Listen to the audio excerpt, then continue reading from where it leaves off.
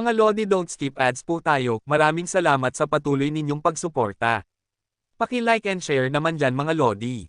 At sa mga gustong mag-donate sa ating GCash or regular na load, mag-comment lang po tayo. Para patuloy tayong makapag-upload ng mga bagong kabanata. Marami pong salamat. Subaybayan natin ang kwento ng isang kabataang nangarap para sa kanyang mga mahal sa buhay. Mula sa pinakamahina tungo sa pinakamalakas.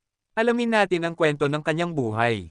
Kabanata 2631 hanggang Kabanata 2640. Kabanata 2631. Ako ang pinakamagaling sa antas ko. Biglang nag-iba ang pakiramdam ng lahat sa mga salitang katatapos lang sabihin ni Hansen. Bumagsak sa lupa si Exquisite na may malakas na tunog. Nang bumangon siya, para siyang isang zombie na gumagapang.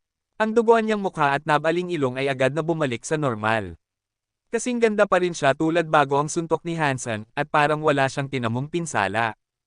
Anong klaseng Gino art yun? Tanong ni Exquisite kay Hansen. Nakayanan ni Hansen na pataasin ang bilis niya hanggang sa mas mabilis pa siya kaysa sa pinamumunuan ng universo. Kumilos siya ng sobrang bilis na hindi na nakarik si Exquisite. Hindi iyon kakayahan ng isang ikasyam na antas na hari. Ilang piling kalahating deified lang ang kayang umabot sa ganoong bilis. May kilala si Exquisite na ilan sa kanila, pero wala si Hansen sa listahang iyon. Lahat ng kilala niya ay mga kalahating deified. Isa na roon si Yu Shangsen ng Sky Palace. Kaya niyang gumalaw ng ganoon kabilis, pero gumagamit siya ng Sky Eye at Extreme Evil Path. Si Hansen ay isa lang na crystallizer na hindi kayang gumamit ng Sky Eye. Hindi yun Gino art. Isang simpleng suntok lang iyon. Ngumiti si Hansen.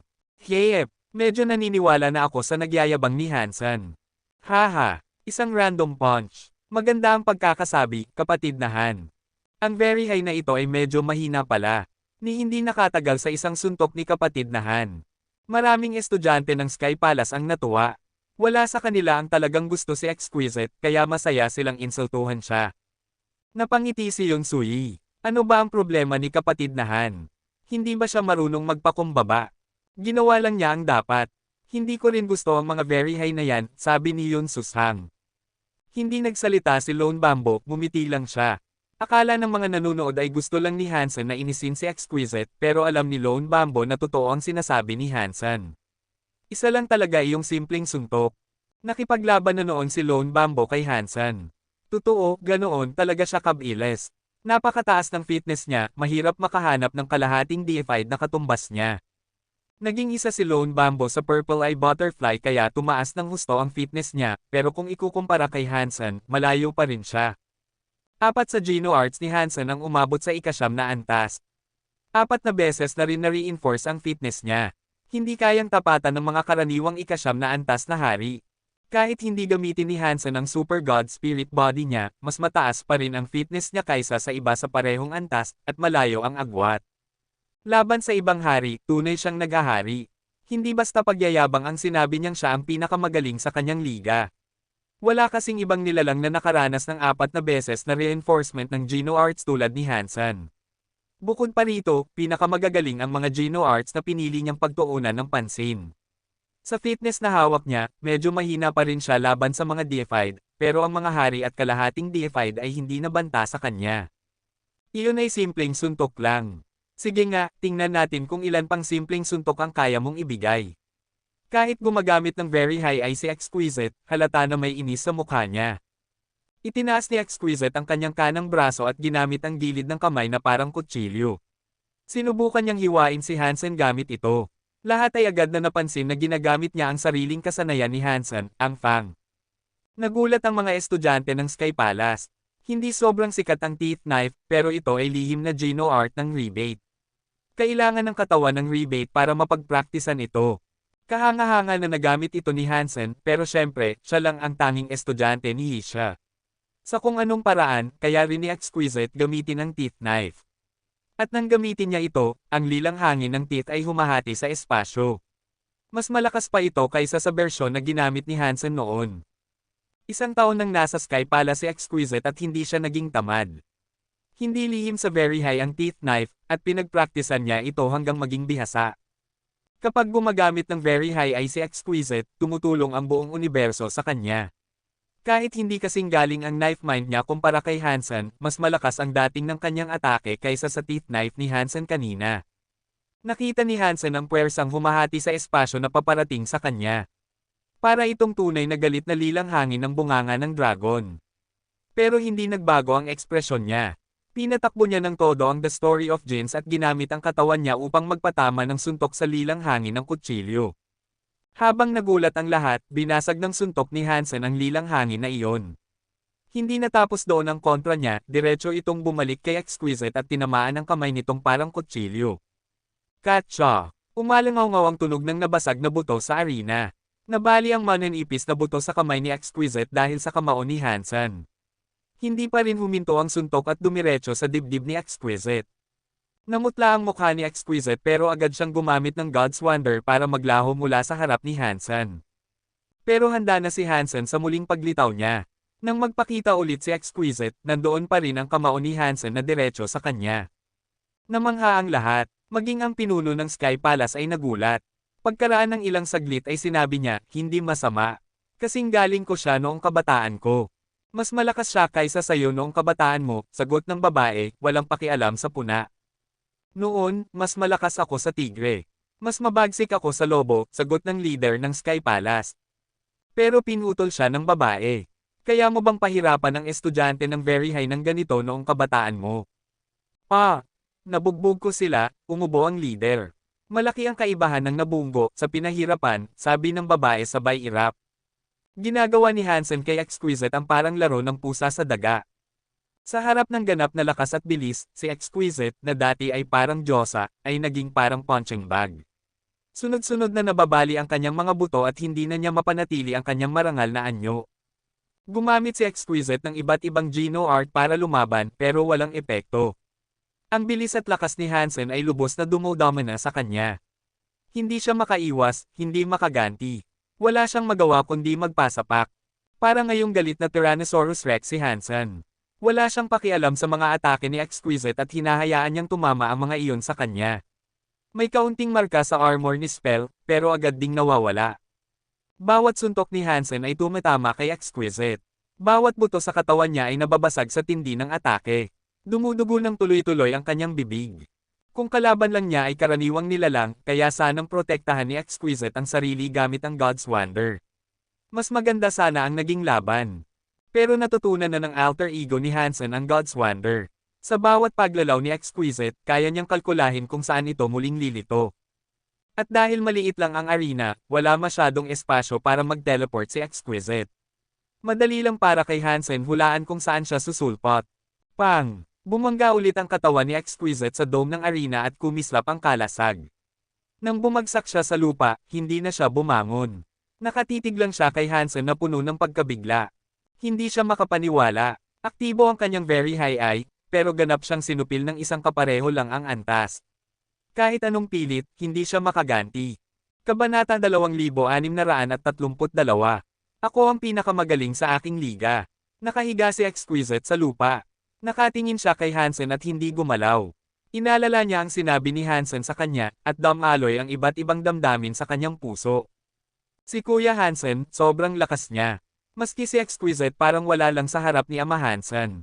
Anong klaseng very high siya? Ang nakakatakot, ang magkapatid mula sa pamilya Hansen ay parang mga halimaw. Sobrang lupit, binugbog pa niya ng husto ang isang estudyante ng very high. Ang mga suntok niya, grabe. Noon pa ay ayaw ko na sa mga very high, tapos gusto pa nilang gawing alipin sina Kuya Hansen at Kuya Lone Bambo. Kita mo, wala naman pala silang ibubuga. Nag-aalab ang dugo ng mga estudyante ng Sky Palace. Palaging umaasta ang mga very high na mas mababa ang Sky sa kanila. Ngayon, habang pinapanood nila si Hansen na durugan si Exquisite, on sila ng Golek. Lahat sila ay umaasang kaya rin nilang bugbugin ang mga very high katulad ng ginagawa ni Hansen. Pwede na bang tapusin ang laban na ito? Lumingon si Hansen kay Exquisite na nakaupo pa rin sa gilid ng arena. Diretso pa rin siyang nakatitig sa kanya. Parang nagising si Exquisite mula sa malalim na pag-iisip. Habang nakatitig kay Hansen, tumibay ang kanyang loob. Hindi pa tapos. Nasa panig ko pa rin ang universo. Hindi ako matatalo, lalo na sayo. Dahan-dahang tumayo si Exquisite. Ang kanyang buhok ay tila lumilipad kahit walang hangin. Ang kanyang mga mata na parang tai chi ay umiikot na may panganib, at ang itim at puting liwanag ay kumikislap. Kumalat mula sa kanyang katawan ang nakakatakot na aura, bumuo ng itim at puting enerhiya na umikot at nagsanib, bumubuo ng isang substance chain. Pinipilit niyang pagsamahin ang siyam na antas para maging isa. Ginagawa niyang half-deified ang sarili niya ngayon. Bulalas ng mga nanonood na parang kulog ang pumutok sa buong arena. Beats! Habang nagugulat ang lahat, sumabog ang itim at puting enerhiya ni Exquisite. Lumitaw ang itim na Geno armor at binalot ang buong katawan niya. Maski mukha niya ay natakpan, tanging ang very high ay lamang niya ang makikita. Ngayon, ang mata niyang iyon ay naging purong puti, parang maliit na nuclear reactor, at isang nakakatakot na lakas ang nagmumula rito. Sa sandaling iyon, umabot si Exquisite sa antas na hindi maunawaan ng iba. Para siyang isang reyna halimaw na nakakatakot, at ginamit niya ang kanyang ikatlong mata para malamig na titigan si Hansen. Itinaas ni Exquisite ang kamay at gumawa ng hilang galaw. Wala siyang pinakawalang enerhiya, ngunit tila nagbago ang espasyo mismo. Parang lumiit ng bigla ang distansya sa pagitan nila. Sa isang iglap, nahila ang katawan ni Hansen papunta mismo sa harap niya. Sinunggaban ni Exquisite ang leeg niya. Walang makakatalo sa akin sa sarili kong universo. Malamig na wika ni Exquisite, habang nakatitig kay Hansen gamit ang puting apoy ng kanyang ikatlong mata. Matapos iyon, humigpit ang kapit ni Exquisite sa leeg ni Hansen. Nag-ipon sa kanyang kamay ang nakakatakot na itim at puting lakas, parang lahat ng kapangyarihan ng universo ay dumadaloy dito. Isang maliit na galaw lang at siguradong mababali ang leeg ni Hansen. Binibigyan kita ng pagkakataong sumuko, sabi ni Exquisite kay Hansen. Ang mukha niya ay parang inukit sa marmol, at ang boses niya ay malamig at walang emosyon, parang makina. Parang handa siyang gawing alabok si Hansen kapag tumanggi ito. Mas gusto ko pa ring nakangiti ka. Hindi bagay sa'yo ang itsura mong ganyan, sagot ni Hansen, bahagyang nakakunot noo. Sinabi kong sumuko ka, sigaw ni Exquisite. Ang itim at puting enerhiya ay lumakas ng todo, parang dalawang gutom na demonyo na handang punitin at lamunin si Hansen hanggang wala nang matira, kahit buto. Walang makakapilit sa akin na gawin ang isang bagay na hindi ko itinuturing na tama, tugon ni Hansen. Hindi sumagot si Exquisite. Walang pagbabago sa ekspresyon niya. Lalo pang lumakas ang itim at puting kapangyarihan sa paligid, parang sisubog anumang sandali. Nag-aalala ang mga estudyante ng Sky Palace habang nakatingin kay Hansen.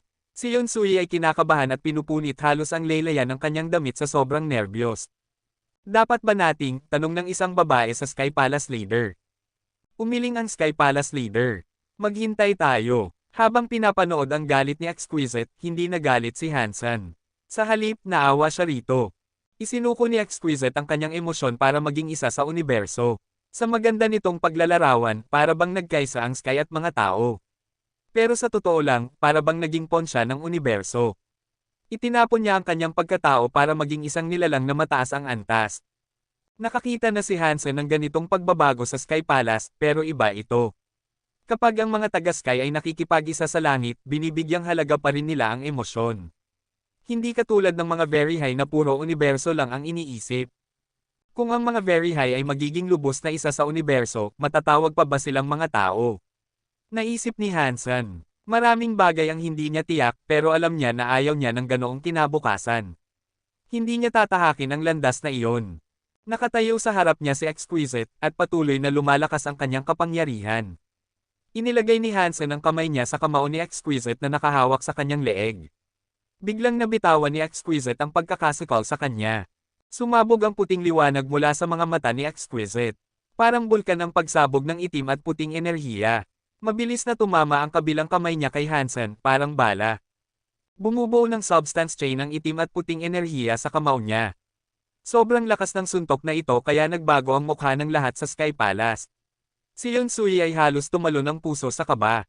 Napakalapit ng distansya nila, at nakakatakot ang lakas ni Exquisite. Kapag tinamaan si Hansen, siguradong mawawasak ang katawan niya. Ngunit sa susunod na iglap, nakita ng lahat na gumalaw din ang mga kamay ni Hansen. Hinawakan niya ang kamao ni Exquisite, at napasailalim sa kontrol niya ang dalawang kamay nito. Pinunit ng nakakatakot na itim at puting enerhiya ang mga kamay ni Hansen. Lumalim ang mga gasgas sa kanyang spell armor, at damaloy ang dugo mula sa mga sugat. Umuugong ang enerhiya sa buong arena, at si Hansen ang nasa gitna. Patuloy na nagkakaroon ng sugat sa katawan niya. Hindi ba sinabi ko na? Sa kapwa ko kapantay, ako ang hari. Ang tanging kayang bumagsak sa isang hari ay ngiti at kagandahan ng babae. Hindi uobra ang puwersa sa akin, sabi ni Hansen. Pagkatapos, lalo niyang hinigpitin ang kapit at inihagis palayo si Exquisite. Sumabay sa galaw ng paghagis si Hansen at inulan ng suntok si Exquisite na parang bagyo. Sa ilalim ng mga suntok ni Hansen, unti-unting humina ang itim at puting enerhiya. Tinamaan ng kanyang mga kamao ang itim na baluti ni Exquisite. Pang! Pang! Ang tunog ng suntok sa baluti ay matinis at mabilis. Halos walang pahinga sa pagitan ng bawat tama. Kabanata 2633. Paano, posible ito, bakas ang matinding pagkagulat sa mukha ni Exquisite. Para bang napuputol ang koneksyon niya sa sansinukob. Sa ilalim ng mga suntok ni Hansen, ang kanyang kalooban at ang kapangyarihang nag-uugnay sa kanya sa sansinukob ay unti-unting nawawala. Ang pagiging isa niya sa mundo ay nagiging malabo at mahirap damhin. Para bang bumabalik siya sa dati niyang sarili bago siya nagsimulang magsanay ng lahat ng ito. Unti-unting pumapasok sa kanya ang takot sa hindi alam at samot-saring negatibong damdamin. Naramdaman niya ang takot, pagkabalisa, kawalan ng pag-asa, at sakit. Lahat ng ito, at marami pang damdaming hindi niya pa nararanasan noon, ay nagsimulang lumunin siya. Paano, bakit, kalahating Diyos na ako, bakit pa rin ako natatalo, bakit? Ang pisikal na sakit na nararanasan niya ay wala kumpara sa matinding sakit sa isipan na kanyang dinaranas. Ang mga damdaming iyon na hindi niya pa naranasan noon ay naghalo-halo sa loob niya. Sinisira nito ang kanyang kakayahang mag-isip. Habang pinagmamasdan niya ang mga aninong dulot ng mararahas na suntok ng lalaking nasa harap niya, ngayon lang niya naramdaman ang ganitong kahinaan. Para siyang maliit, mahina, at walang magawa. Para bang iniwan na siya ng sansinukob at lahat ng bagay sa loob nito. Mas kinatatakutan pa niya iyon kaysa sa anumang pisikal na pinsala.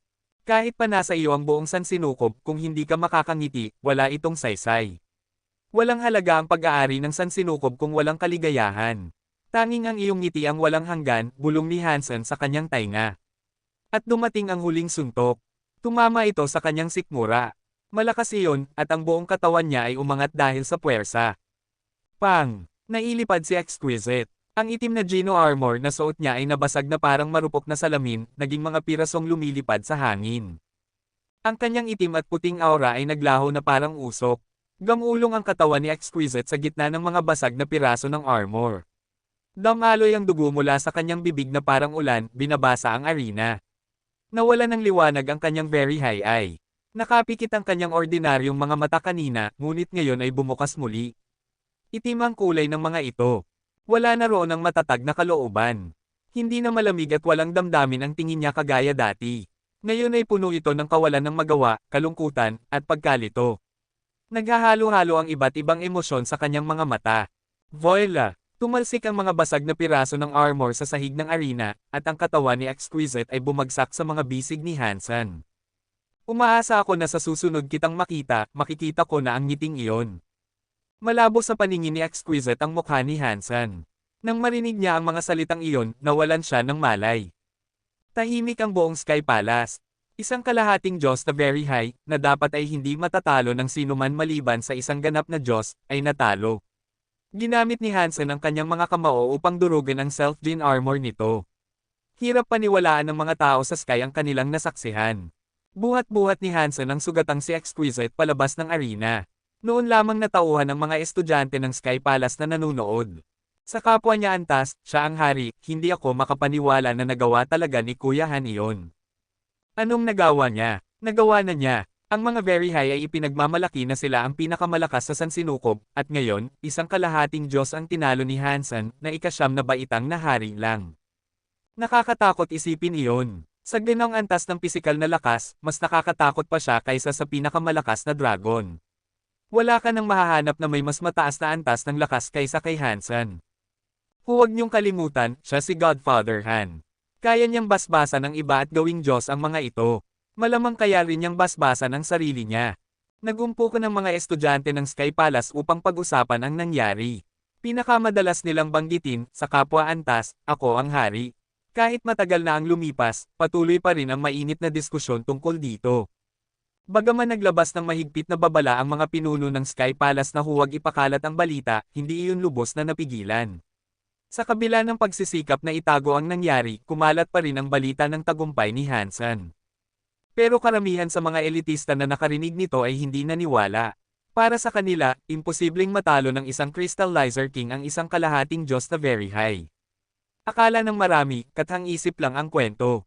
Isang Diyos mula sa lahing Buddha ang nakarinig ng balitang ito, at ang kanyang reaksyon ay naging tanyag sa buong sansinukob, ikaw rin ba ang pinakamagaling, Hansen? Sinabi ito ng Buddha para kutsain si Hansen, iniisip niyang walang katotohanan ang kwento. Pagkalipas ng ilang panahon, naging biro na ang linyang iyon laban sa mga taong mayabang, ikaw rin ba ang pinakamagaling, Hansen? Marami ang gumagamit nito ng walang pakundangan, at karamihan ay hindi alam na sa Buddha ito nagmula. Napakatindi ng pisikal na lakas niya. Paano niya nagawa iyon? Paano magkakaroon ng ganoong lakas ang katawan ng isang crystallizer? Wika ng isang babae na gulat na gulat. Hindi niya inasahan ang ganitong kinalabasan. Malamang may kinalaman ito sa Geno art na sinasanay niya. Ipinakita sa akin ni Yisha ang Geno art na iyon at pinasuri. Halos imposibleng matutunan iyon. Nang makita ko, naisip ko na walang nilalang ang makakagawa niyon, kahit Diyos pa. Akala ko biro lang. Pero ngayon, malinaw na natutunan talaga ni Hansen iyon. Ibig sabihin, maaari siyang maging isang napakalakas na nilalang. Nakakagulat talaga. Umiling ang pinuno ng Sky Palace. Sayang at hindi alam ni Hansen kung paano niya natutunan iyon. Kung alam niya at naibahagi ang sikreto, madali lang sanang makagawa ng isang napakalakas na lahi. Wala bang paraan para baguhin ang Geno art? Tanong ng babae na may pag-asa. Sinubukan ko ng saliksikin dati. Imposibleng baguhin. At pag-aari iyon ni Hansen. Kung wala siyang pahintulot, hindi natin iyon maaaring ipamahagi. Iyan ang pangako ko kay Yisha, tugon ng pinuno. Sayang naman, wika ng babae na puno ng panghihinayang. Pero na, kailangan nating purihin ang batang iyon. At kailangan din nating aluhan si Exquisite para masiguro na hindi tayo nagsimula ng digmaan, sabi ng pinuno. Pagkaalis ng babae, kinuha ng pinuno ang papel at pluma. Isinulat niya ang pangalang, Hansen, at pinagmasdan ito. Gumuhit siya ng 2 bilog sa tabi ng pangalan, sa kanilagyan ng tandang pananong. Matapos tumingin dito ng matagal, nagsulat siya ulit at bumulong sa sarili, baka siya nga talaga ang karapat-dapat na kandidato. Ano man ang sinasabi ng iba, matapos ang laban, lalo pang tumaas ang posisyon ni Hansen sa Sky Palace. Kahit wala siyang dugong Sky, itinuring na siya na parang isa sa kanila. Sa tuwing nagtuturo si Hansen ng Geno arts, laging punong-puno ang silid. Maging ang mga purong dugong Sky, mga hari, at kalahating Diyos ay pumupunta para makinig sa kanya. Matagal bago gumaling ang sugat ni Exquisite matapos mabasag ang kanyang self-gene armor. Akala ni Hansen ay magkakaroon siya ng problema, ngunit sinabi ni Thousand Feather Crane na hindi siya babalikan ni Exquisite.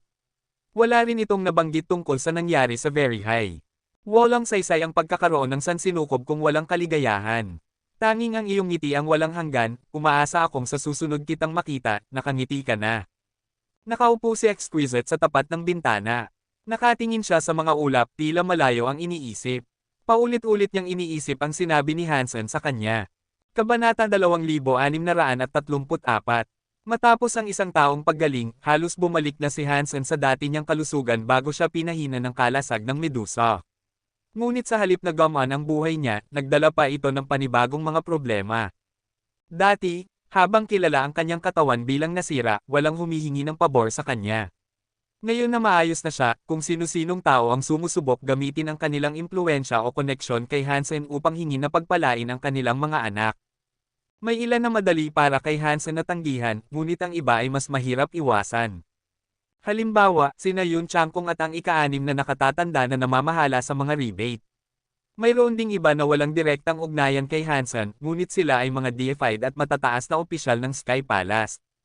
Kung tatanggihan ni Hansen ang lahat ng ito, baka ma-offend niya ang buong Sky Palace. Ngunit kung tatanggapin niya, mauubos ang oras niya sa kakabigay ng biyaya at hindi na siya magkakaroon ng pahinga. Kuya Han, kamusta na? Paglabas ni Hansen mula sa ika-7 tore, dumating na naman ang isa pang gulo. Itinaas niya ang ulo nang marinig ang boses. Si Eugene yun, sakay ng isang king class na Genegenate Mount. Mukhang maayos ang kalagayan nito. Ayos lang ako. Hindi ka naman siguro lalapit para humingi ng biyaya, ano? Alam ni Hansen na laging may pakay si Eugene kapag lumalapit. Sa puso nito, isa itong tusong negosyante, at ang pagkikita nila ay hindi kailanman aksidente. Natawa si Eugene. Mukhang inis na inis ka na sa mga nangungulit sa'yo. Pero hindi mo na yan pagtitiisan ng matagal. Mayroon akong mungkahi na makapagbibigay sa'yo ng katahimikan. Oh, at ano naman yun? Tumitig si Hansen kay Eugene na may pagtataka. Hindi siya naniniwalang pupunta ito para lang tulungan siya. Hindi ganoon kabait si Eugene. Naging seryoso si Eugene. Lumapit sa iyo ang mga tao ng Sky Palace ng pribado dahil wala silang opisyal na paraan para humingi ng biyaya.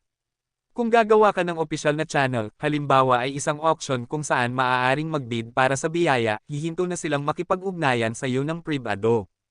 Maaari ka pang kumita at mabawasan ang stress mo. Nang marinig ni Hansen ang mungkahing ito, alam niyang may binabalak si Eugene. Hindi ito solusyon, mas lalo lang siyang maiipit. Oo, kikita siya sa auction, pero hindi nito pipigilan ang mga makapangyarihan ng Sky Palace na personal siyang lapitan. Kung tatanggi siya sa labas ng auction, iisipin ng mga tao na sakam siya. Kung magbebenta lang siya ng biyaya ng hindi direktang tumutulong sa pamunuan, baka kamuhian pa siya. Kaya naisip ni Hansen na mas mainam kung papayagan niya ang Sky Palace leader na magdesisyon kung sino ang makatatanggap ng kanyang biyaya. Sa ganoong paraan, ang mga deified ng Sky Palace ay kay leader mangungulit, hindi sa kanya. Siyempre, hindi niya pwedeng gamitin lahat ng lakas niya sa pagbibigay ng biyaya. Patuloy niyang ipapakalat ang kasinungalingan na nakakaapekto ito sa kanyang buhay at lakas, at nangangailangan ng 2 o 3 taon bago mawala ang epekto. Sa ganoon, paminsan-minsan lang siya magbibigay. Kung may lalapit sa kanya ng pribado, madali niyang masasabi na ipinagbabawal ni Sky Palace leader ang pagbibigay sa labas ng opisyal na proseso. Kung aalukan niya si leader ng ganoong kaalagang kapangyarihan, imposibleng tanggihan nito. Pag-iisip niya nito, nabuo agad ang plano ni Hansen at nawala ang bigat sa kanyang dibdib. Ayokong magsagawa ng auction. Malaki ang pinsalang dulot sa katawan ko ng pagbibigay ng biyaya. Hindi ko ito gagawin maliban kung talagang kinakailangan. Hindi sapat na dahilan ang dagdag na yaman, wika ni Hansen kay Eugene. Sayang naman, bulong ni Eugene na parang nadismaya. Kuya Eugene, pumunta ka ba rito para lang sabihin yan? Tanong ni Hansen. Hindi naman. May nagpakiusap sa akin para makipagkalakalan sa'yo, mabilis na sagot ni Eugene. Wala namang kinalaman sa biyaya yan, di ba? Agad naging alerto si Hansen. Tumawa si Eugene. Siyempre wala. May kamag-anak akong half-deified na nais kang anyayahan para patayin ang isang xenogeneic kasama niya. Wala lang siyang pagkakataon na personal na makipag-usap sa'yo, kaya ipinakiusap niyang ako na ang magsabi. Pumatay ng xenogeneic? Bakit ako pa? Marami namang elite dito, gulat na tanong ni Hansen. Espesyal kasi siya. Hindi siya pwedeng humingi ng tulong sa mga deified, pero gusto niyang manghuli ng isang deified xenogeneic. Narinig niyang ikaw at si Lone Bambo ay nakapatay na ng isa, kaya gusto kanyang kunin. Mayaman siya at pwedeng makipag-ayos, paliwanag ni Eugene. Ang half-deified na ito ay si Yukon, isa sa mga veterano ng Sky Palace at kasing henerasyon ng leader. May talento ito at matagal na dapat naging deified, pero isang problema sa pamilya ang pumihil dito. Anong dahilan at ipinagpaliban niya ang pagiging deified? Tanong ni Hansen, may halong pag-aalala na baka madamay siya sa gulo sa loob ng Sky Palace. Ngumiti si Eugene. Huwag kang mag-alala, walang galit sa kanya ang sinuman. Hindi siya naging deified dahil sa nangyari sa anak niya. Ang anak niya'y nakisama sa maling tao, nakapagsiwalat ng sikreto, at nasira ang plano ng Sky Palace. Kahit walang kinalaman si Yukon, pumasok siya sa bilangguan ng 30 taon para sa anak niya. Ilang taon pa lang siyang nakakalaya. May karapatan siyang humingi ng tulong sa mga deified, pero nahihiya siya dahil sa ginawa ng anak niya. Kaya gusto kanyang makatrabaho. Hindi mo kailangang mag-alala sa bayad, mayaman siya at matanda na. Pag-iisipan ko muna, maingat na sagot ni Hansen. Sige, ibigay mo agad ang sagot mo, naghihintay si Uncle Yukon, sagot ni Eugene. Pagkatapos nilang magpaalaman, lumipad si Hansen patungo sa pangunahing isla kung saan naninirahan si Sky Palace leader. Kabanata 2635. Hindi mo gustong makasama ang loob ng iba, kaya gusto mong ako ang gumawa para sayo. Ang talino mo rin, sabi ng pinuno ng Sky Palace kay Hansen na may ngiti. Hindi pa man ipinaliwanag ni Hansen ang tunay niyang pakay, agad nang nahulaan ng pinuno ng Sky Palace kung ano ang ginagawa niya. Napakatalino mo talaga, pinuno ng Sky Palace. Gusto kong gawin ang lahat para sa Sky Palace, pero sa kasamaang palad, hindi kaya ng katawan ko. Hindi ko kayang magbigay ng basbas sa isang estudyante araw-araw, sabi ni Hansen na kunwari puno ng sinseridad. Para bang wala siyang ibang nais kundi ang maglingkod sa pinuno ng Sky Palace. Sige, ako na ang magiging kontrabida, pero kapalit noon, may ipapagawa ka sa akin, sagot ng pinuno ng Sky Palace na nakangiti pa rin. Matandang tuso, bulong ni Hansen sa sarili. Akala niya, kung papayag siyang magbigay ng mga basbas, may makukuha siyang mahalagang kapalit. Pero mukhang wala siyang kikitain at may dagdag pang gawain para sa pinuno. Maaari mong ipagawa sa akin ang kahit ano, pinuno ng Sky Palace. Kahit kapalit pa nito ang tuluyang pagkawasak at kamatayan ko, gagawin ko ng buong lakas. Hindi ako hihingi ng anumang kapalit, yumuko si Hansen. Ganoon ba? Hindi ka talaga magsasamantala. Kung hindi dahil sa huling sinabi ni Hansen, baka naniwala na ang pinuno ng Sky Palace. Pero malinaw sa kanyang tono na may inaasahan siyang kapalit. Kung papayag ka, ako na ang haharap sa lahat ng taong hihingi ng basbas mo. Ikaw ang magpapasya kung kailan o kung gusto mo bang basbasan sila. Pero kung magagawa mo ito ng maayos, may gantimpala ka pa rin, malamig na sabi ng pinuno ng Sky Palace. Ano po ba ang gusto ninyong ipagawa sa akin? Unti-unting kinabahan si Hansen. Kung ganoon ang kondisyon, siguradong komplikado ang misyon. Pumunta ka sa mga very high, simpleng sabi ng pinuno ng Sky Palace. Bakit? Gulat ni Hansen. Naalala niya na dati ayaw mismo ng pinuno ng Sky Palace na pumunta siya roon. Ngumiti ang pinuno ng Sky Palace. Kailangan natin ng especially iya sa kanila. Sa palagay ko, kaya mo iyon. Halos hindi makapaniwala si Hansen sa narinig. Ang mag-espiyang pumasok sa mga very high ay parang humihingi ng kamatayan. Kaya nilang basahin ang isipan ng tao. Kapag tinangka niyang magnakaw ng sikreto, saglit lang at mabubuking siya. Kung ibang tao ang nagsabi nito, iisipin ni Hansen na siraulo lang sila o sinasadya siyang ipahamak. Alam ng pinuno ng Sky Palace ang iniisip ni Hansen kaya sabi niya, huwag kang mag-alala. May paraan ako para protektahan ang iyong isipan para hindi nila mabasa. Wala akong pakinabang sa'yo kung patay ka. Pero bakit po ninyo gusto na mag-espy ako sa mga very high? Tanong ni Hansen. Napakahalaga nito para sa akin. May taong kailangan kong matagpuan doon. Kapag may narinig ka tungkol sa taong iyon, ibalita mo sa akin. Hindi mo kailangang gumawa ng mas delikado pa roon, paliwanag ng pinuno ng Sky Palace. Hindi po ako magaling maghanap ng tao, at hindi rin ako pala kaibigan. Baka mabaigo lang ako, tanggi ni Hansen sa paraang magalang. Tiningnan siya ng pinuno ng Sky Palace at malamig na sinabi, kapag natapos mo ang misyon na ito, ibibigay ko sa iyo ang Constellation C para sa iyo at sa pamilya mo. Pero mukhang hindi ka interesado. Sige, kalimutan na lang. Pinuno, yung Constellation C na tinutukoy ninyo, iyon po ba yung Xenogeneic Space sa labas ng Shining Star System? Nanlaki ang mata ni Hansen. Ang Constellation C ay isang Xenogeneic Space na natuklasan ilang panahon na ang nakalipas, nasa teritoryo ng Sky Palace. Napakayaman nito sa yaman at materyales, kaya matagal na itong pinag-aawayan ng mga nakatatanda sa Sky Palace. Dahil sa matitinding alitan, isinara ito ng pinuno at walang ibinigay na karapatan kahit kanino. Ngayon, inaalok ito ng pinuno kay Hansen, hindi lang para gamitin, kundi para pamunuan bilang sarili niyang teritoryo. Maaari pa nga siyang magtatag ng imperyo ng tao doon. Protektado rin ito ng Sky Palace, kaya't ligtas mula sa pananakop maliban na lang kung bumagsak ang buong Sky Palace. Magaling ang memorya mo. Oo, iyon nga, kumpirma ng pinuno ng Sky Palace. Napaisip si Hansen. Napakahalaga ng gantimpala, ibig sabihin mabigat din ang panganib. Kung simpleng pagkuha lang ng impormasyon, hindi sapat na dahilan iyon para ibigay ang ganoong yaman.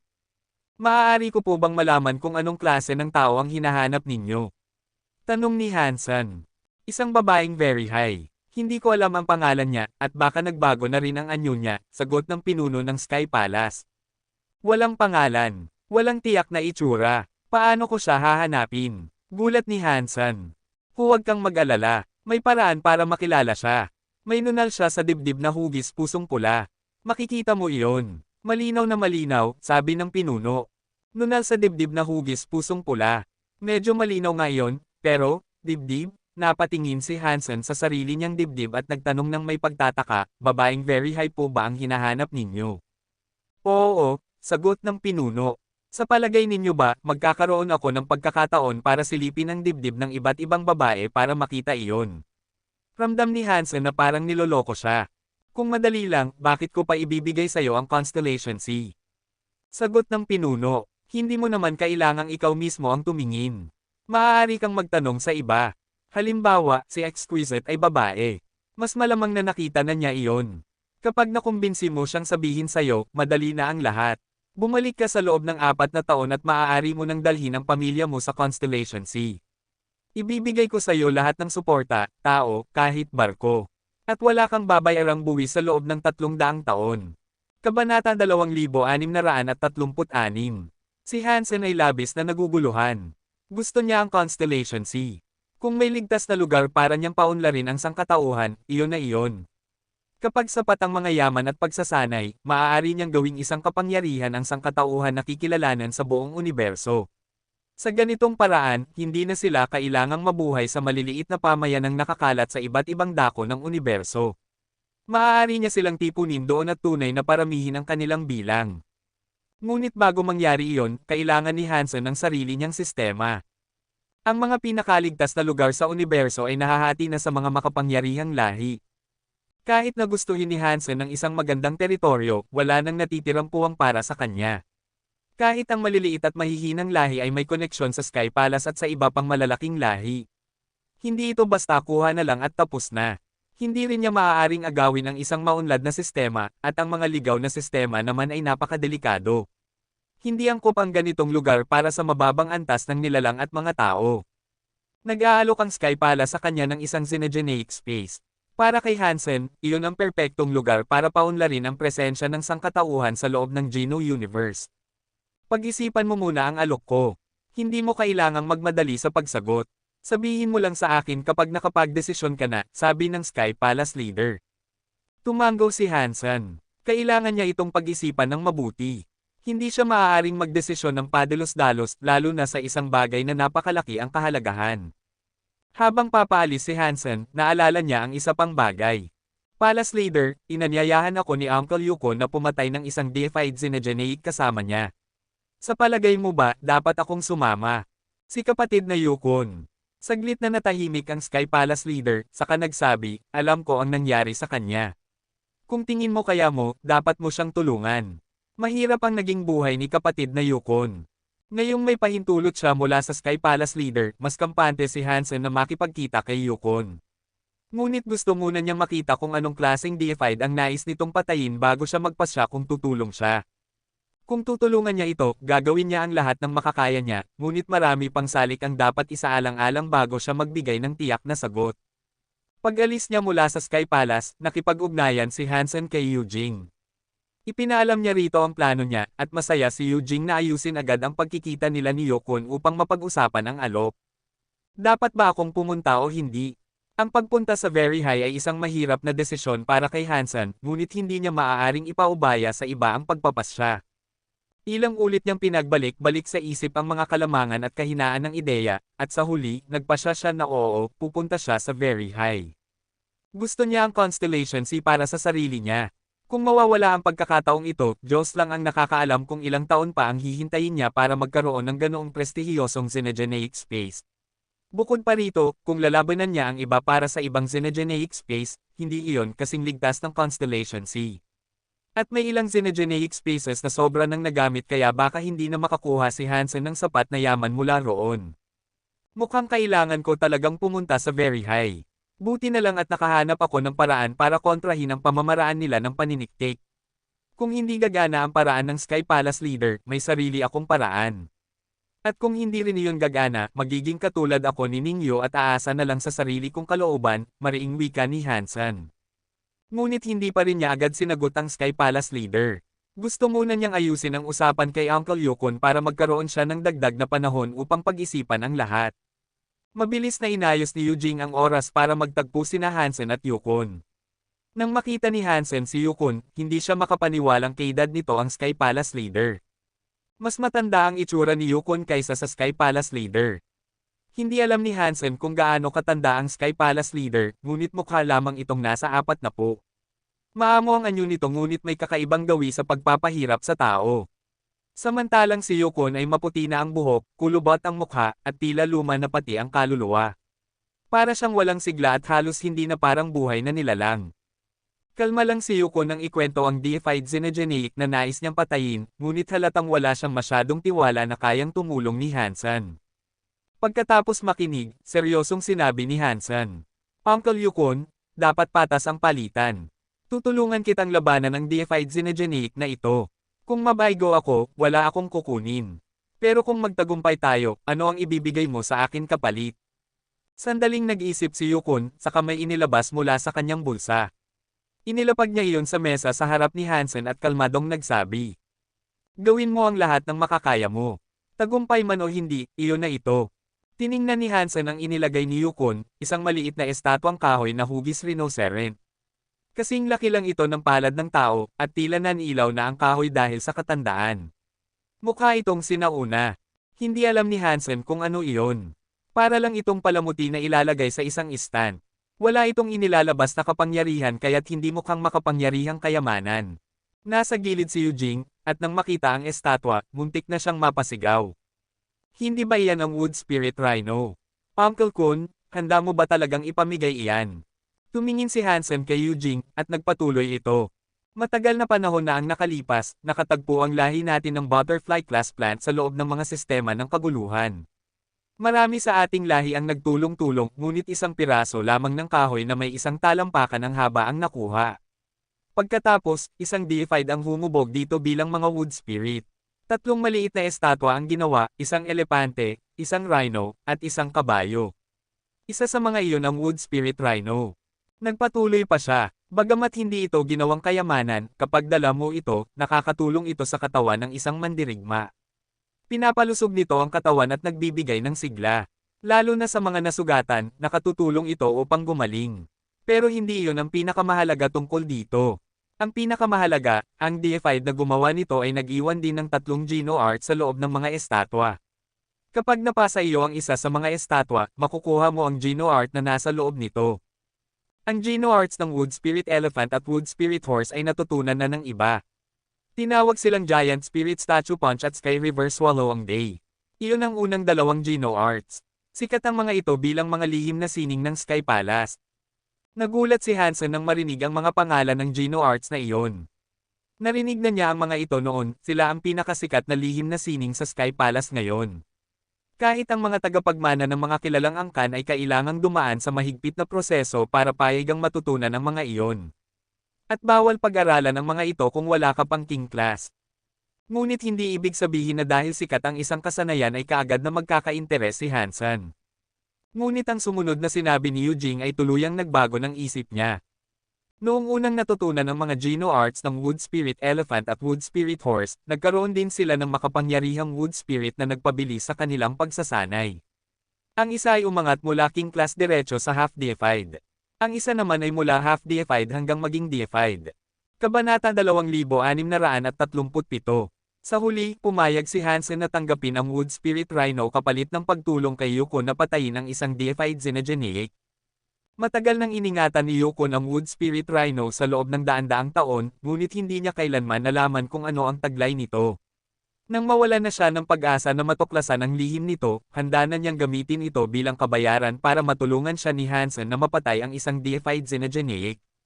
Kung makakakuha si Yukon ng Xenogeneic gene mula sa isang deified, magagamit niya ito upang maging deified din. Wala nang silbi sa kanya ang Wood Spirit Rhino kung ituturing lang bilang palamuti. Plano sana niyang ipamana ito sa kanyang tagapagmana, ngunit namatay ang kaysa-isa niyang anak sa isang aksidente. Wala nang ibang magpapatuloy ng kanyang pamana. Kawawang tao, naisip ni Hansen habang pinaglalaroan sa kamay ang Wood Spirit Rhino. Ibinigay na ito ni Yukon kay Hansen, kanya na ito kahit magtagumpay man sila o hindi. Medyo kakaiba ang ugali ni Hansen. Kapag may nanlilin lang sa kanya, hindi niya ito palalampasin kahit gaano pa kahirap ang sitwasyon. Pero para sa mga kagaya ni Yukon, na handang magbayad agad, tutulungan niya anuman ang mangyari. Maganda ang anyo ng Wood Spirit Rhino. Kumikinang ito na parang jade. Kahit gawa sa kahoy, mas mabigat pa ito kaysa sa ginto. Ang nakakapagtaka, hindi maramdaman ni Hansen ang kapangyarihan nito kahit hawak-hawak niya na. Para lang itong karaniwang inukit na kahoy. Hindi ito mukhang gawa sa butterfly class wood. Hindi iniisip ni Hansen na peke ang ibinigay ni Yukon dahil nasubukan na niya ito. Pinilit niya itong sirain, ngunit hindi man lang ito nabasag. Patunay iyon na deified ang antas nito. Pero kahit ganoon, bukod sa tibay at kinis nito, wala itong matinding presensya. Ibig bang sabihin, walang kapangyarihan ang Wood Spirit Rhino? Ang lihim lang ba nito ang pinagmumula ng lakas? Kung mabuksan ko at malaman ang sikreto nito, makakamit ko rin ba ang kapangyarihang iyon? Patuloy na iniisip ni Hansen habang tinatitigan ito. Mukha itong buhay na ukit ng rhino, pero walang anumang sulat o simbolo. Wala ring naiwan na bakas ng isip. Ginamit ni Hansen ang Dunction Area at Purple Eye Butterfly para siyasatin ito pero wala siyang natuklasang kakaiba. Para lang talaga itong karaniwang kahoy na inukit. Bukod sa materyales, wala siyang makita na espesyal dito. Habang iniimbestigahan ito ni Hansen, nakasampa na pala si Bauer sa kanyang likod. Nakatapat ang ulo nito sa balikat niya at nakatitig sa hawak niyang Wood Spirit Rhino. Bauer, Daddy, ano yang hawak mo? Hansen, may sikreto raw itong kahoy na estatwa pero hindi ko makita kung ano. Bauer, patanjin kay Bauer. Tumalon si Bauer sa dibdib ni Hansen at kinuha ang Wood Spirit Rhino mula sa kanya. Inalog niya ito sa kanyang maliliit na kamay. Biglang napansin ni Hansen na kumislap ng dilaw na liwanag na parang sinag ng buwan ang mga mata ng estatwa. Tumama ang liwanag sa dingding at lumitaw ang ilang teksto. Hansen, Bauer, paano mo nagawa yon? Hindi niya makita kung paano nagawa ni Bauer na magliwanag ito kahit minamasdan niya siya mula sa simula. Saglit lang nahawakan ni Bauer ang ulo ng estatwa. Sinubukan ni Hansen gayahin ang galaw nito pero walang nangyari. Bauer, madali lang yan. Tapikin lang sa ulo. Pagtapik ni Bauer sa ulo ng rhino, nawala ang liwanag. Hansen, subukan ko nga. Tinapik ni Hansen ang ulo pero walang nangyari. Si Bauer naman, nang pinisil muli ang ulo, muling lumabas ang liwanag mula sa mga mata ng estatwa. Hindi na inintindi ni Hansen kung bakit si Bauer lang ang nakakagawa noon. Mas pinili niyang i-record ang tekstong ipinapakita ng Wood Spirit Rhino. Isa pala itong Geno Art na tinatawag na Heart Connection. Inukit ni Hansen sa isipan ang Geno Art, pero hindi niya makita ang kapangyarihang binanggit ni Eugene. Ibig bang sabihin, makukuha ko lang ang kapangyarihan nito kung matutunan ko ang Geno Art. Nagsimula siyang mag-aral ng Heart Connection. Dahil sa pangalan, inakala ni Hansen na espiritual ang katangian nito, pero nagkamali siya. Marahas pala ito. Para itong pagsalakay ng rhino, ipon muna ng lakas, tapos isang biglaang hampas. Pero may matinding kapalit pagkatapos ng atake, manghihina ang katawan at mauubos ang lakas. Hansen, mapanganib na Geno Art ito. Hindi man ito kasing bagsik ng Break Six Skies, napakatumpak nito, parang karayong na bakal na tumatagos sa kahit ano. Pwede rin itong gamitin ng malapitan. Para kay Hansen, ito'y magiging alas kung sakaling malagay siya sa bingit ng kamatayan. Pagkatapos mag-practice, binigyan niya si Bauer ng maraming merienda. Pero hindi gaanong masaya si Bauer at nakatingin lang sa kanya. Bauer, Dad, gusto kong pumunta sa Very High. Hansen, delikado roon. Hindi pwede ang bata. Maglaro ka na lang kasama ng mga tita mo. Di ba gusto mo si Nightmare Beast? Pwede mong kausapin. Bauer, kung hindi mo ako isasama, hahanapin ko si Mommy. Hansen, oo, pwede kang makasama kay Mommy. Tapos pumasok ka muna sa kindergarten. Gusto mo naman yung guro doon, si Luzaime, di ba? Bauer, hindi ako papasok sa school. Isusumbong kita kay Mommy. Hansen, isusumbong tungkol saan? Nagsimulang magbilang sa daliri si Bauer, si Ate Sui, si Ate Yisha, at si Ate Exquisite.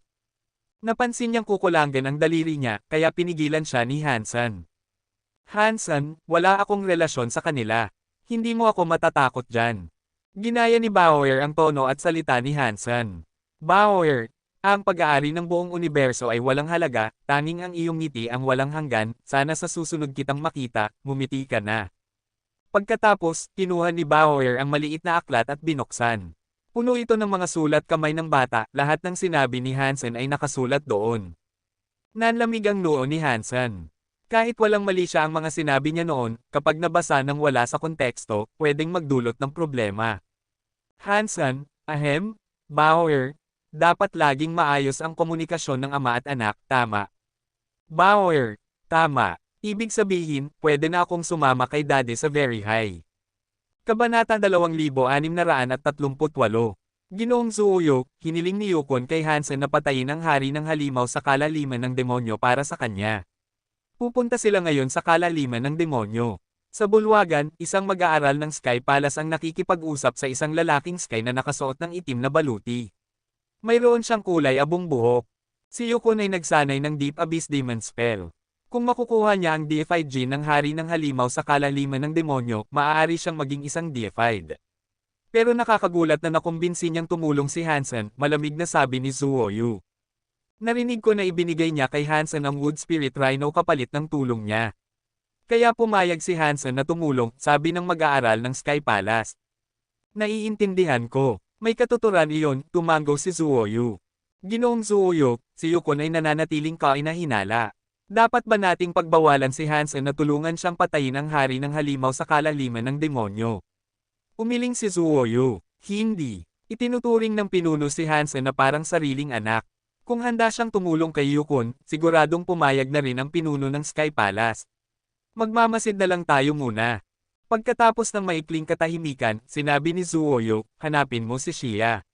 Sabihin mong maghanda siya. Sasama siya sa akin sa kalaliman ng demonyo. Pupunta ka mismo sa kalaliman ng demonyo. Gulat na tanong ng mag-aaral. Hindi pa natin lubos na nauunawaan ang ating target. Magandang pagkakataon ito para mas makilala si Hansen at Yukon, malamig na tugon ni Zuoyu. Habang naglalakbay sina Hansen at Yukon patungo sa kalaliman ng demonyo, tila kalmado si Yukon. Maliban kay Hansen, wala na siyang inupahang iba para tumulong sa pangangaso. Tinanggap na ni Hansen ang bayad para sa trabaho, kaya wala na siyang magagawa kundi tulungan ang lalaki. Matapos ang kasunduan nila ni Yukon, nakatanggap si Hansen ng detalyadong ulat mula sa pinuno ng Sky Palace tungkol sa hari ng halimaw sa kalaliman ng demonyo. Halos pareho lang iyon sa impormasyong ibinigay na ni Yukon. May 70% siyang tsansa na mapatay ang halimaw. Siyempre, laging may posibilidad na mas malakas ang hari ng halimaw kaysa sa iniulat, o baka umunlad pa ito. Kaya't kailangang maging maingat si Hansen sa pagkalkula ng kanyang mga tsansa. Ang kalaliman ng demonyo ay isang napakalaking butas sa kalawakan na may higanting bituin sa loob. Parang gumuho ang espasyo sa bigat ng bituin, pero sa halip na sumabog gaya ng karaniwan, umabot ito sa kakaibang balanse. Maraming xenogeneic ang nasa butas na iyon. Madalas magpunta roon ang mga mag-aaral ng Sky Palace para manggaso, pero ang mga karaniwang mag-aaral ay hindi lumalalim masyado. Mas ligtas manghuli sa paligid kaysa pumasok sa gitna. Nang makita ng mga mag-aaral na malapit doon sina Hansen at Yukon, agad silang lumapit at yumuko. Karamihan ay para igalang si Hansen. Si Yukon ay tinatawag lang nilang Tiyo dahil sa formalidad. Pinagmasdan ni Hansen ang kanilang mga mukha at naisip niyang alam na siguro nila ang mga paratang laban kay Yukon. Walang pakialam si Yukon sa bahagyang pangungutya. Kasama si Hansen, dumiretso siya sa mas malalim na bahagi ng kalaliman ng demonyo, iniiwasan ang malalaking grupo ng xenogeneic para hindi mag-aksaya ng oras. 2 araw silang naglakbay bago nila narating ang kanilang pakay, ang alamat na hari ng halimaw sa kalaliman ng demonyo. May mga video ng halimaw sa ulat na natanggap ni Hansen, pero iba ang makita ito ng harap-harapan. May katawan itong parang alakdan at ulo ng dragon. May pakpak ng dragon sa likod, at natatakpan ng asul na kaliskis. May 8 pares ng matang dragon, 16 lahat. 100 metro ang taas ng katawan nito. Nakahiga ito sa dingding ng kalaliman, parang natutulog na demonyo. Ipinatawag ni Hansen ang kanyang Peacock King Soul Robe at 6-core Snake Bow, saka tumingin kay Yukon. Simulan na natin ang plano. Sige, tugon ni Yukon sabay bunot ng kanyang itim na ring blade na 30 sentimetro ang lapad at mukhang napakatalam. Inunat ni Hansen ang pana, ngunit bago siya makabere, nagising ang hari ng halimaw. Tinitigan siya ng 16 na mata nito. Hindi nagaksaya ng oras si Hansen. Pinakawalan niya ang isang palaso na may bahagharing liwanag, diretso sa isang mata ng halimaw. Ngunit bago tumama, bumukas ang mata ng halimaw na parang itim na butas. Nawala ang palaso rito na parang hindi man lang nakasakit. Umungol ang halimaw at pumailan lang, nagliliwanag ang katawan sa asul na liwanag. Mula sa katawan nito ay lumabas ang parang tanikala ng enerhiya na dumiretso kay Hansen. Sunod-sunod na nagpaputok ng mga palaso si Hansen, ngunit bawat tama ay nilalamon ng mga itim na butas sa katawan ng halimaw. Wala siyang magawang pinsala. Boom! Binuka ng halimaw ang bibig at sumambulat ang asul na baha ng enerhiya. Agad na umiwas si Hansen, pero patuloy siyang lumalapit habang nagpapaputok, parang surfer na sakay ng dambuhalang alon. Hindi siya masaktan-saktan ng halimaw. Mula sa dikalayuan, pinagmamasdan ni Zuoyu at Shia ang laban. Ang galing ng kilos niya. Puri ni Shia. Hindi kilos ang talagang kahanga-hanga, sagot ni Zuoyu. Ang pambihira ay ang kanyang kakayahang magbasa at magplano ng galaw. Bawat liko at tira niya ay may dahilan. Ipinaliwanag ni Zuoyu ang detalyado at mapanlinlang na galaw ni Hansen kung paano niya iniiwas at inililigaw ang halimaw para magkaroon ng puwang para umatake. Nang masuri ni Shia ng mabuti ang mga maliliit na galaw ni Hansen, nagulat siya. Iba ito sa marahas at mabagsik na estilo na ginamit niya laban kay Exquisite. Parang ibang tao ang lumalaban ngayon. Kabanata 2639. Ginamit ni Hansen ang kanyang kapangyarihan para pigilan ang hari ng halimaw sa kalaliman ng demonyo, pero tila walang epekto ang kanyang mga palaso sa nilalang. May mga itim na butas na biglang lumilitaw at nawawala sa buong katawan ng hari ng halimaw sa kalaliman ng demonyo. Sa tuwing lalapit ang isang palaso, hinihigop ito ng isa sa mga itim na butas, kaya't hindi tumatama ang pinsala sa nilalang. Pero inaasahan na iyon ni Hansen. Nasa mga impormasyong nakuha niya ang mga detalye tungkol sa kapangyarihan at kakayahan ng hari ng halimaw sa kalaliman ng demonyo. Hindi niya talaga inasahan na masasaktan ng kanyang mga palaso ang halimaw. Binibili lang niya ng oras ang sarili para makalapit dito. Sa wakas, nakalapit si Hansen sa hari ng halimaw sa kalaliman ng demonyo. Inikat niya ang kanyang 6-core snake bow at ginamit ito na parang kutsilyo. Ang matalim na kwerdas nito ay tumaga sa mga kaliskis ng halimaw, nag-iwan ng malalalim na sugat sa laman nito. Tulad ng nakasaad sa ulat, kayang lamunin ng kapangyarihang Demon Abyss nito ang enerhiya, pero hindi nito kayang tanggihan ang pisikal na pinsala, mahinahong sabi ni Hansen. Galit na galit ang hari ng halimaw sa kalaliman ng demonyo nang tamaan ito. Lalong nag-alab ang asul na liwanag nito. Ngunit muling umatake si Hansen ng paulit-ulit gamit ang 6-core snake bow, umiikot-ikot sa paligid ng halimaw tulad ng isang lamok na kumakapit sa isang dambuhalang nilalang. Kahit gaano kalakas ang dagendong ng halimaw, hindi niya matamaan si Hansen. Naglabas pa ito ng ataking sumasakop sa buong lugar, pero sapat ang tibay ng kasuotang kaluluwa ng Peacock King ni Hansen upang hindi siya masaktan. Wala talagang magawa ang halimaw laban sa kanya. Sa gilid lang nakatayo si Yukon, halos walang ginagawa maliban sa bahagyang pagpigil sa halimaw. Patuloy na lumalapit si Hansen at dumarami ang sugat ng hari ng halimaw sa kalaliman ng demonyo. Napakadelikado ng lalaking ito. Ang mga galaw at kasanayan niya sa kutsilyo ay kahawig ng Under the Sky ng Sky Palace. Pero sino sa ating lahi ang umabot sa ganitong antas ng kasanayan? Gulat na tanong ni Shia.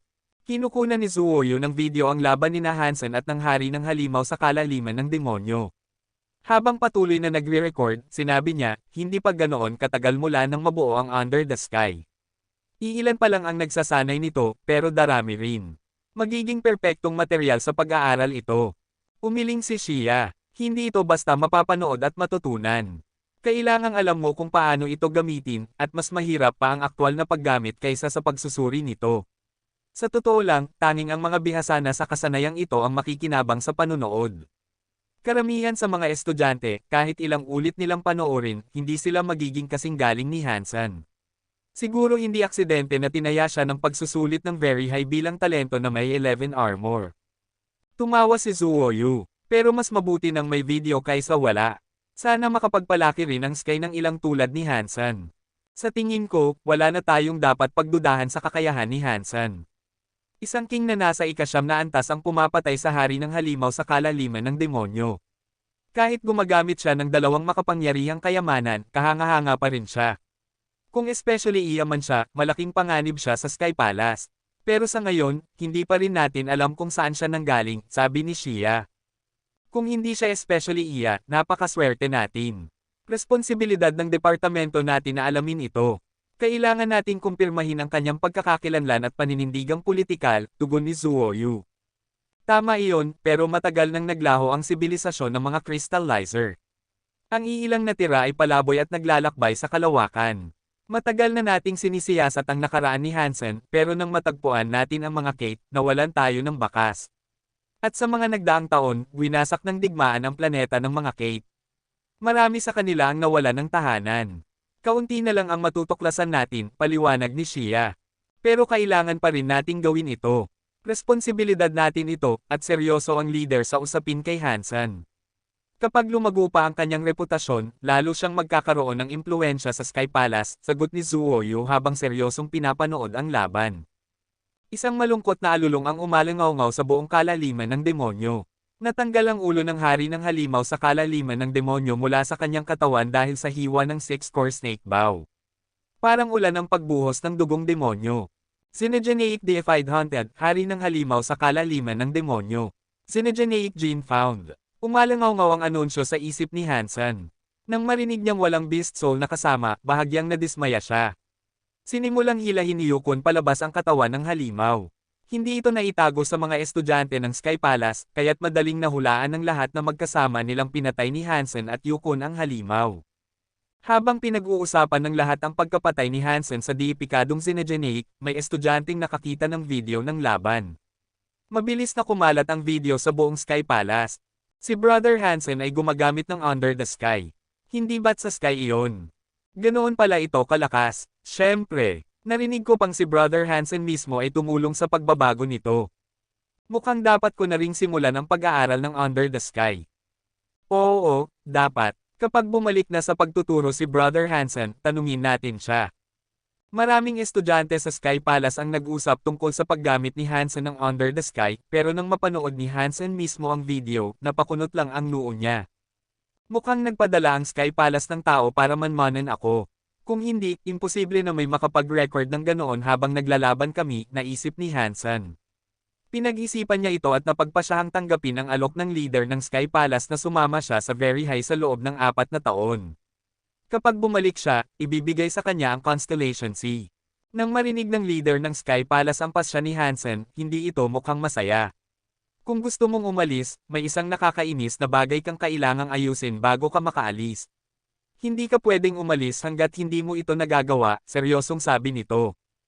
Ano namang nakakainis na bagay iyon? Napakunot noong tanong ni Hansen. Akala niya, ang pagpapasya ang pinakamahirap. Ano pa ang problema ngayon? Gusto ni Exquisite na sumama ka, pero tinalo mo siya at pinabayaan mo siyang mawala ng pag-asa. Kung gusto mong umalis, kailangan mong kumbansihin si Exquisite na piliin ka ulit. Ikaw mismo ang aayos nito, sagot ng leader ng Sky Palace. Nanlaki ang bibig ni Hansen. Ano, kung alam ko lang, hindi ko sana siya binugbog ng ganoon.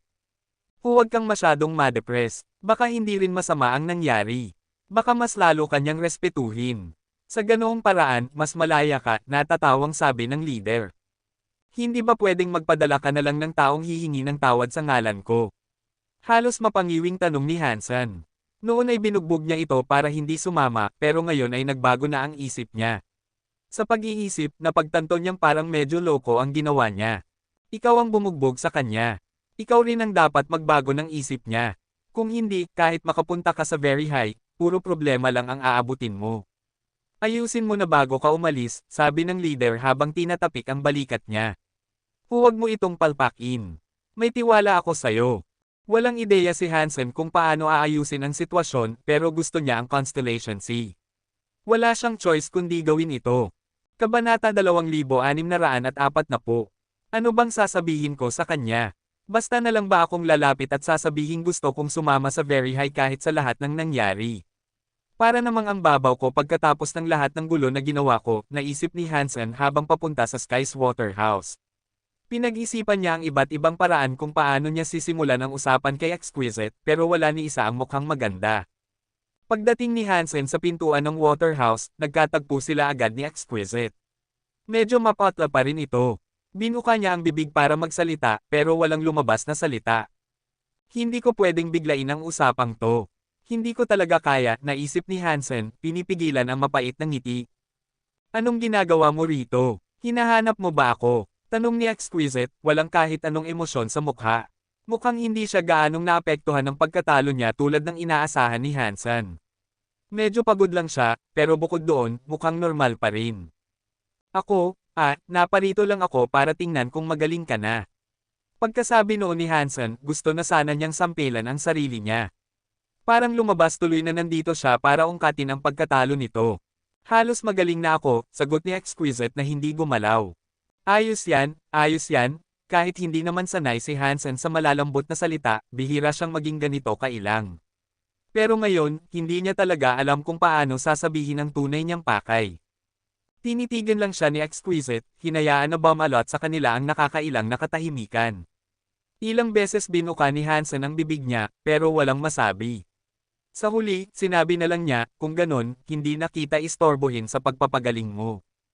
Pagkatapos noon, tumayo na si Hansen para umalis. Kabado siya at hindi masabi ang totoong dahilan ng pagpunta niya. Bigla niyang narinig ang mahina at mabilis na pagtawa.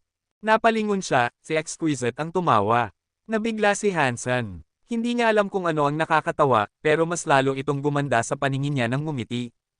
Nang mapansin ni Exquisite na tinatitigan siya ni Hansen, bahagya siyang namula, pero agad ding bumalik ang malamig na ekspresyon. Tumingin siya kay Hansen at nagsabi, sinabi sa akin ni Sky Palace Leader na pinag-isipan mo na ang alok. Handa ka na raw sumama sa akin sa Very High. Totoo ba yon? Abat ibinente na naman ako ng matandang yon. Mura ni Hansen sa isip, lalo siyang nailang. Akala niya ay hindi alam ni Exquisite ang dahilan ng pagbisita niya, pero halatang inaasahan na pala nito. Kaya pala natawa kanina. Naiintindihan din naman ni Hansen kung bakit nakakatawa, at alam niyang balang araw ay matatawa rin siya rito. Narealize ni Hansen na wala namang silbi ang pagiging kabado, kaya kumalma siya at tumango.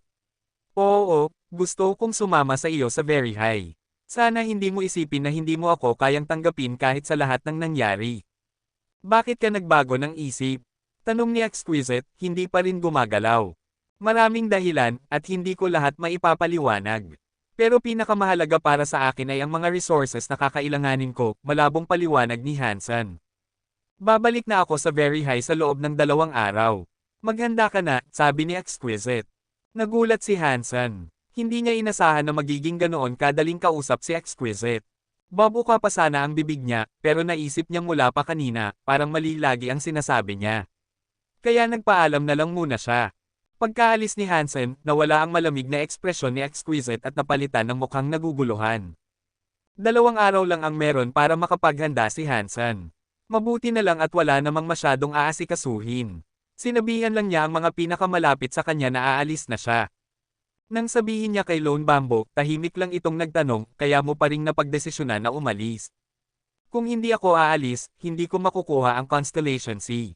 Kailangan ko talagang pumunta, sagot ni Hansen habang napapailing. Sana makita pa kitang buhay pagbalik mo, sabi ni Lone Bambo matapos ang mahabang katahimikan. Huwag mo namang sabihin na parang sigurado kang mamamatay ako. Babalik ako sa loob ng 4 na taon, natatawang sagot ni Hansen. Kung tulad ka lang ng karaniwang silkworm, maiksi lang ang 4 na taon. Pero may iba kang pakay sa pagsama. Mapanganib ang biyahe mo sa Very High, at maliit ang tsansang makaligtas ka, diretsyong sagot ni Lone Bambo. Hindi masamang maghanap ng isang tao, pero kung magsisinungaling siya sa intensyon niya, baka hindi magustuhan iyon ng Very High. Kapag nalaman nila, malaki ang posibilidad ng mabigat na parusa. Pero tiwala si Hansen na may paraan para pigilan ang Very High na basahin ang isip niya. Kung hindi siya sigurado na kaya niyang ligtas na pumunta roon, hindi na sana siya nag-atubiling tumanggi. Pagkatapos maghanda, bumalik si Hansen sa Black King City para magpaalam sa mga tao roon, saka nagtungo sa Sky Palace Leader. Sinabi ng Sky Palace Leader na may paraan siya para pigilan ang Very High na silipin ang isipan ni Hansen. Kahit medyo hindi kumbinsido si Hansen, pinakinggan pa rin niya ang teknik nito. Mabilis lumipas ang 2 araw. Isinama ni Hansen si Bauer at si Exquisite sa barkong magdadala sa kanila palabas ng Sky Palace. Inayos ni Exquisite ang ruta patungo sa destinasyon nila. Maraming nilalang na pinili ng Very High sa paglipas ng mga taon, pero hanggang ngayon, kakaunti lang ang nakakaalam kung saan talaga sila nakatira. Ayon sa Sky Palace Leader, maaaring ilipat ng Very High ang kanilang xenogeneic space. Hindi ito nakapirmi sa isang lugar. Maliban na lang kung kagagaling lang doon, imposibleng malaman ang lokasyon nito. Isa itong xenogeneic space na kaya nilang ilipat, sabi ni Hansen na hindi ganoon ka-impressed. Nakita na rin niya noon kung paano ginamit ng Sky Palace ang Chase Star Whip para ilipat ang Narrow Moon. Kung kaya ng Sky Palace, mas lalo na siguro ng mas mataas na Very High. Pag-alis ng barko mula Sky Palace, ini-activate ni Exquisite ang autopilot. Pagkatapos, inilabas niya ang isang maliit na barkong kasing laki lang ng dahon. Lumutang ito sa ere, saka lumaki hanggang sa maging kasing laki ng normal na barko. Dito ba tayo sasakay papunta sa Very High? Tanong ni Hansen at Bauer habang tinitingnan ang ikalawang barko. Tanging barkong ito lang ang makapagdala sa atin pabalik, sagot ni Exquisite, sabay sakay sa harapan. Sumama si Hansen at Bauer sa maliit na barko. Pagkaupo nila, tinapik ni Exquisite ang ibabaw ng barko. Bigla itong lumipad, at sa isang iglap ay bumasag ng espasyo at pumasok sa subspace. Pagdating nila sa xenogeneic space ng Very High, namangha si Hansen. Parang nakalutang sa subspace ang lugar ng Very High. Noon lang naisip ni Hansen na posible palang mapanatili ang isang lupa sa loob ng subspace. Nabigla siya at hindi makapaniwala sa tanawin. Talaga bang may antimatter worlds? Mahina niyang tanong. Sa totoo lang, lugar itong nasa pagitan ng tunay na mundo at ng mga antimatter worlds. Hindi ito tunay na antimatter world. Pwede mo itong tawaging subspace, pero sa amin, ito ay outer sky, paliwanag ni Exquisite. Matagal na bang nandito ang lupang ito, o inilipat lang dito? Tanong ni Hansen habang nakatingin sa malaparaisong tanawin sa harap niya.